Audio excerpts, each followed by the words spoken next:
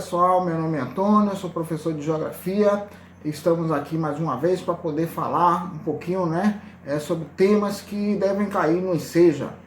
Então, hoje o nosso tema é versando justamente sobre um tema bastante atual e bastante importante, que a gente discute justamente sobre a possibilidade de haver ou não desenvolvimento econômico associado à preservação da natureza. Será que essas duas coisas que parecem ser tão distantes, tão afastadas uma coisa da outra, são possíveis de acontecer em conjunto?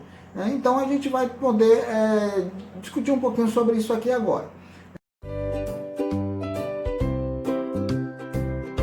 Antes de mais nada, é necessário que a gente faça a conceituação de alguns termos. Primeiro, desenvolvimento econômico. O que é o desenvolvimento econômico? Desenvolvimento econômico seria basicamente, de uma forma muito simples, de você melhorar as condições gerais da população, condições de moradia, condições de educação, condições de saúde, certo? Isso tudo através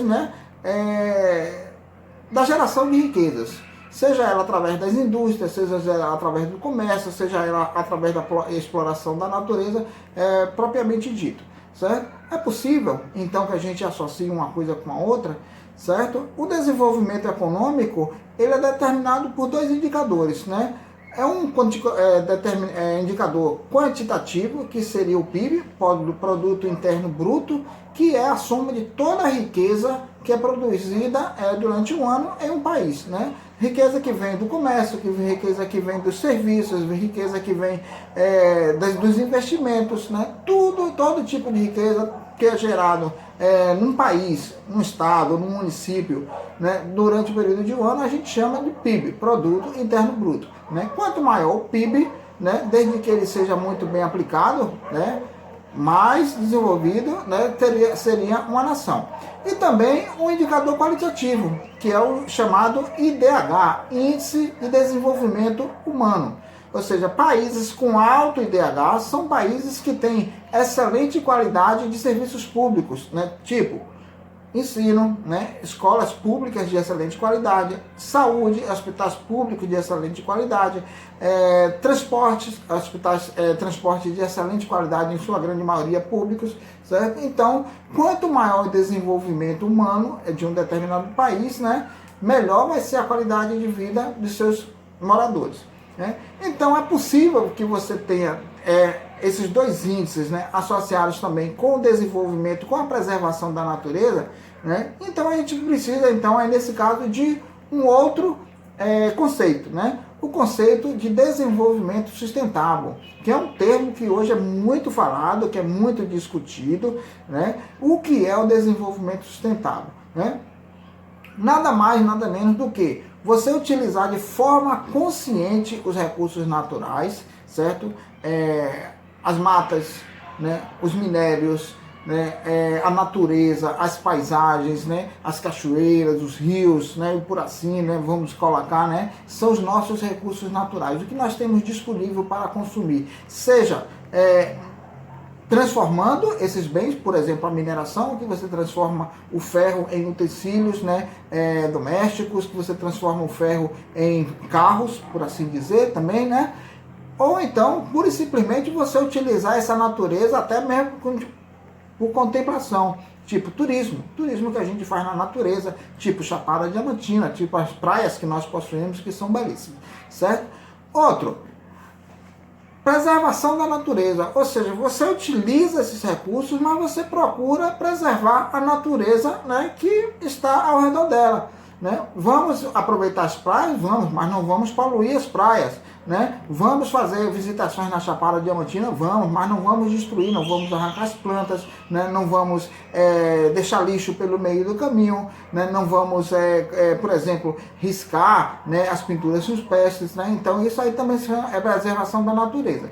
Respeito à cultura e o modo de vida de comunidades tradicionais, certo? Comunidades indígenas, comunidades quilombolas que têm os seus costumes, certo? Esses costumes eles devem ser preservados também para que a gente possa ter propriamente dito, a questão do desenvolvimento sustentável, E também preservar esses recursos para as próximas gerações. Não por isso simplesmente porque está disponível que nós vamos utilizar e vamos acabar com tudo, né? Então, o desenvolvimento sustentável passa basicamente por esses 4 conceitos, né? Uso consciente dos recursos naturais, preservação da natureza, respeito à cultura e ao modo de vida tradicionais, né, das comunidades tradicionais, e preservação dos recursos para as próximas gerações, certo? Existem bases para esse desenvolvimento sustentável, né? A primeira é a sustentabilidade ambiental, ou seja, os recursos que estão na natureza, eles devem ser utilizados de forma responsável e sustentável, de maneira que você não vai exaurir esses recursos, né? De maneira que eles possam ser aproveitados pelas gerações futuras e também de maneira que eles possam se sustentar. Por exemplo, cultivo do coco, né? O coco, você pode fazer uma plantação de coco, certo? E você preservar os coqueirais, sem a necessidade de que você vai destruir, né? Ou até mesmo o babaçu, né? Que é um recurso natural que está lá na mata de cocais, ali naquela região do Maranhão, também em fronteira com o Pará, certo? Se você preserva essa mata de cocais, você vai ter sempre os recursos associados a ela. Também o açaí, que hoje é tão difundido, né, que hoje é tão degustado aí, principalmente pelos jovens, né, que gostam, né, dessa vida mais natural, uma vida, por assim dizer, fit, né? Então você preserva, né, essas matas de açaí, você vai ter sempre disponível aquele produto, né? Então você explorar esse produto de uma maneira sustentável, né, que a gente chama de sustentabilidade ambiental, né? A outra, sustentabilidade econômica. Não é porque uma empresa precisa, né, obter lucro, certo? Que ela vai obter esse lucro a qualquer preço. Isso não existe mais. As empresas modernas já não trabalham mais dessa maneira. Elas procuram preservar, né, o meio ambiente, elas procuram ter esse lucro de uma forma responsável, né, sem agredir a natureza, sem agredir as comunidades tradicionais. Certo? Então a sustentabilidade econômica é justamente isso. Ou seja, é você obter lucro, você obter divisas econômicas, financeiras, sem que você, né, destrua o ambiente, né? Outro, sustentabilidade sociopolítica, ou seja, você pensar no indivíduo como sendo parte de todo o processo, e não apenas uma ferramenta. Ou seja, para que a gente vai ter desenvolvimento econômico? Para que você vai gerar um desenvolvimento sustentável se você também não pensa nas pessoas? Se você não pensa na população? De que vale você ter um país muito rico financeiramente, economicamente falando, e se a sua população ela é necessitada, se a sua população vive na pobreza? Então a sustentabilidade sociopolítica, né, ela precisa ser pensada e levada a sério quando você fala de desenvolvimento sustentável, né? E por último, a gente tem a sustentabilidade cultural, que é justamente a preservação da cultura, né, e dos hábitos, né, daquelas comunidades mais tradicionais, comunidades indígenas, comunidades quilombolas, comunidades ciganas, ou seja, até mesmo aquelas comunidades ribeirinhas que vivem na beira dos grandes rios, tipo o Rio São Francisco, o Rio Amazonas, certo? Ou seja, todas elas têm a sua cultura, né? Todas elas têm os seus hábitos, que são hábitos que são adquiridos durante a sua história. Né? Não é feito de uma hora para outra, certo? Você tem toda uma cultura, você tem todo um conhecimento que é passado, né, de gerações em gerações, né? Então essas bases, né, são as bases para o desenvolvimento sustentável, certo? Então é possível sim, e hoje em dia cada vez mais as empresas pensam dessa forma, ou seja, você pode sim obter o seu lucro, né, que é o objetivo das empresas, certo? Obter lucro, e você pode também pensar na sustentabilidade. Você pode também pensar na preservação da natureza, né? Então é um tema realmente bastante comum hoje em dia, extremamente importante, certo? E que realmente hoje todas as empresas modernas, elas quando fazem as suas programações, quando elas fazem seus planejamentos, elas procuram sim realmente pensar de que forma ela vai fazer isso da forma mais sustentável possível.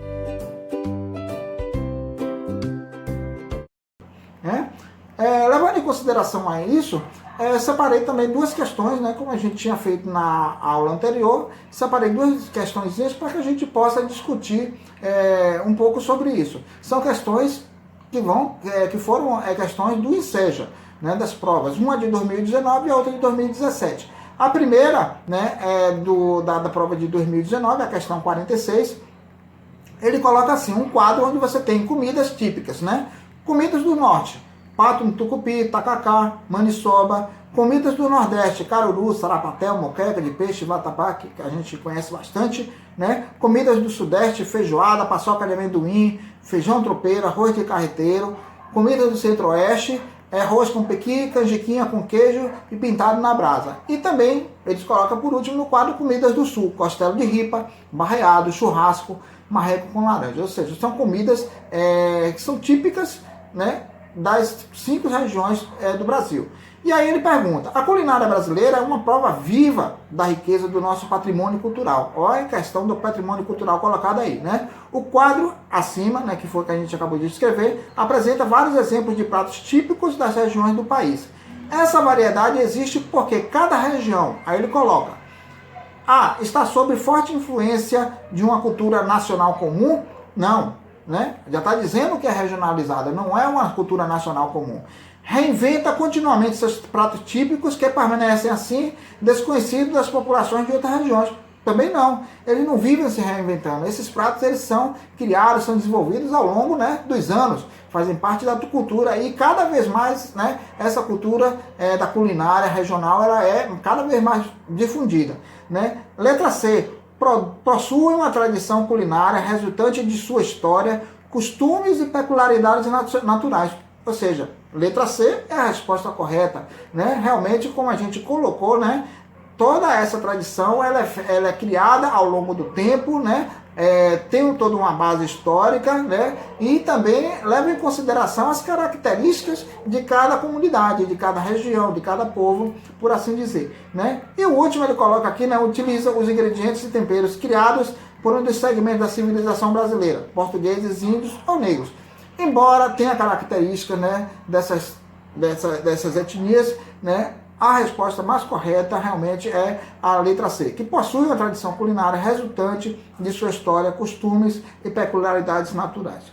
A segunda questão que nós vamos analisar é do ano de 2017, da prova de 2017, a questão 38.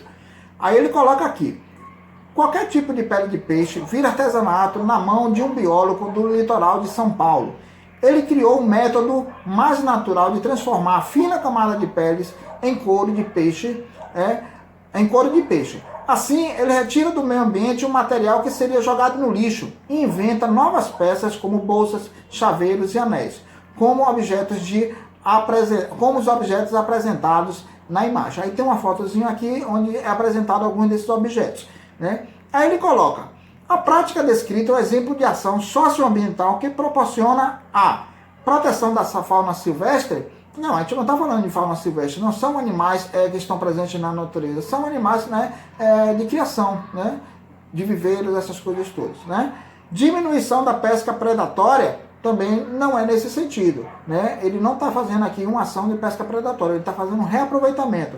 Aí ele coloca difusões de técnicas sustentáveis, pronto, essa é a letra C. Né? Ou seja, ele pega um material que seria jogado no lixo, ele reaproveita, ou seja, ele está fazendo com que menos material seja necessário, ou seja, um abate menor de animais, né? E um material que seria descartado possa ser utilizado também, né, nesse artesanato, ou seja, ele está fazendo uma prática ambiental, né, sustentável. Né? E divulgação de escolhas profissionais. Não, ele não está divulgando a profissão dele, ele está divulgando, né, a arte dele. Certo? Então nós ficamos por aqui. Agradeço a vocês. Com certeza nós nos vamos ver mais algumas vezes.